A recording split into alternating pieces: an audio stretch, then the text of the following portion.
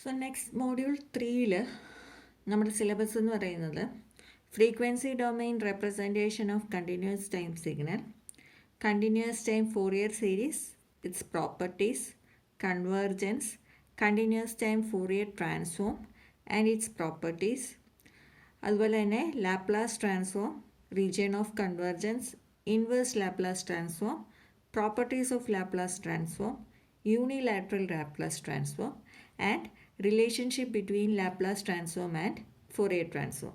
So ഇത്രയുമാണ് module 3 കാണുന്നത്. Module 4 ഇതിൻ്റെ കണ്ടിന്യൂവേഷൻ തന്നെയാണ്, അതായത് ലാപ്ലാസ് ട്രാൻസ്ഫോമിൻ്റെയും അതുപോലെ തന്നെ ഡിജിറ്റൈസേഷൻ്റെയും കണ്ടിന്യൂവേഷനാണ് മൊഡ്യൂൾ 4 എന്ന് പറയുന്നത്. So basically module 3 and 4 deals with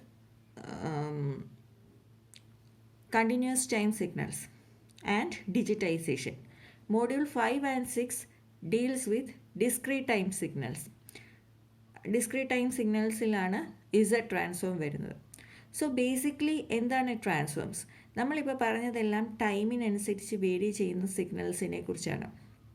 okay, ഇതിനെയാണ് കണ്ടിന്യൂസ് ടൈം സിഗ്നൽസ് എന്ന് പറയുന്നത്. സോ ടൈം ആയിരുന്നു നമ്മുടെ എക്സ് ആക്സിസിലെ വേരിയബിൾ എന്ന് പറയുന്നത്. സോ ആ ടൈമിനെ നമ്മൾ മാറ്റിയിട്ട് ഫ്രീക്വൻസി ആക്കുകയാണെങ്കിൽ അതിനെയാണ് frequency domain representation. Frequency in A sense omega. Okay, omega 2πf അല്ലെങ്കിൽ 1/t അല്ലെങ്കിൽ 2πf 2π/t എന്ത് വേണമെങ്കിലും പറയാം. സോ ആ ഒമേഗ എന്നുള്ളതാണ് എക്സ് ആക്സിസിൽ വരുന്നതിനെയാണ് നമ്മൾ എന്തെന്ന് പറയുന്നത്,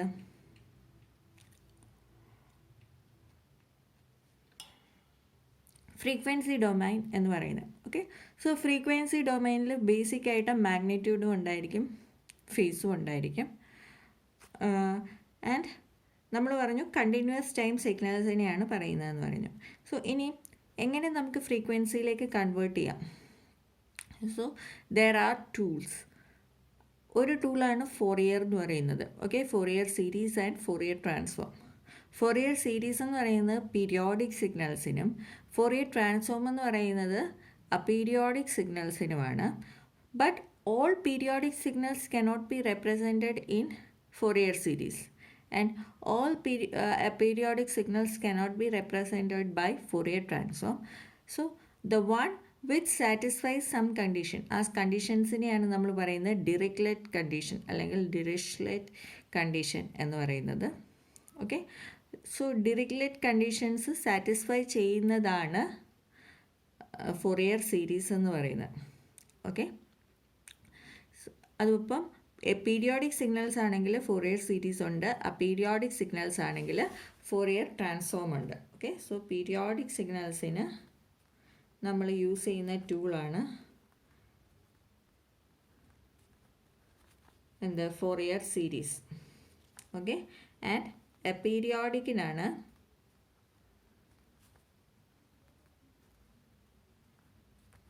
ഫോറിയർ ട്രാൻസ്ഫോം.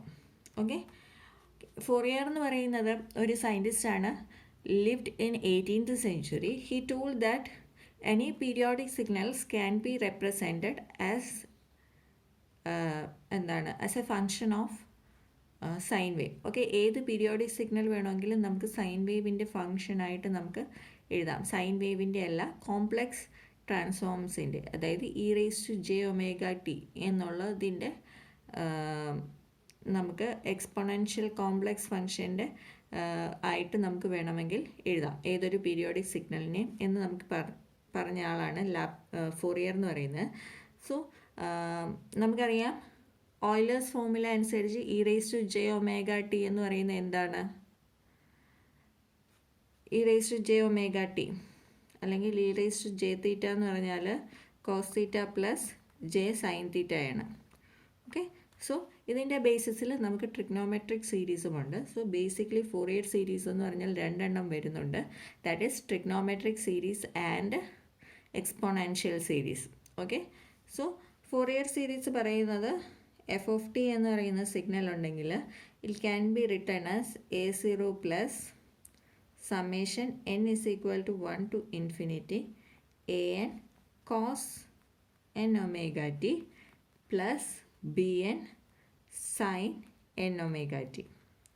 ഓക്കെ, ഇതിന് പറയുന്നതാണ് n is equal to 1 ആകുമ്പോൾ അത് ഫസ്റ്റ് ഹാർമോണിക്സ് ആവും, n is equal to 2 ആകുമ്പം അത് സെക്കൻഡ് ഹാർമോണിക്സ് ആവും. സോ നെക്സ്റ്റ് ക്ലാസ്സുകളിൽ നമുക്ക് എന്താണ് ഹാർമോണിക്സ് എന്നൊക്കെയുള്ള കാര്യങ്ങൾ നോക്കാം. Okay, this is the trigonometric series representation of f of t, and a0 is equal to integral 1 by t integral 0 to t f of t dt.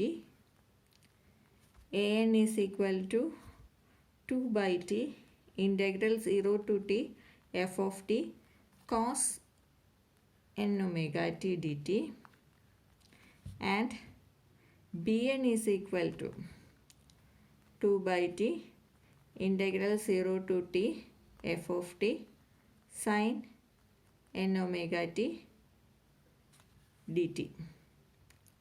Okay, so ഇങ്ങനെയാണ് a0 an bn കണ്ടുപിടിക്കാനുള്ള equations.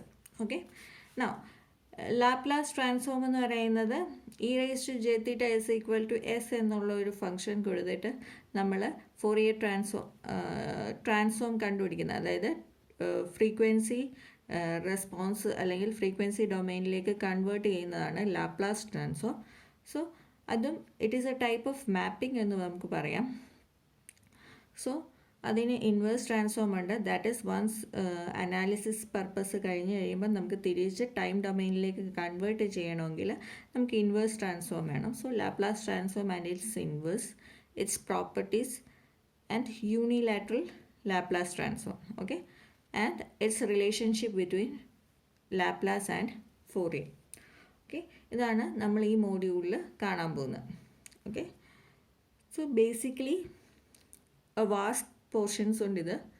So ഇതിൻ്റെ കണ്ടിന്യൂവേഷനാണ് module 4 എന്ന് പറയുന്നത്. So ഈ module നമ്മൾ വൃത്തിയായിട്ട് പഠിച്ചാൽ മാത്രമേ അടുത്ത മോഡ്യൂളിലേക്ക് നമുക്ക് കടക്കാൻ പറ്റത്തുള്ളൂ.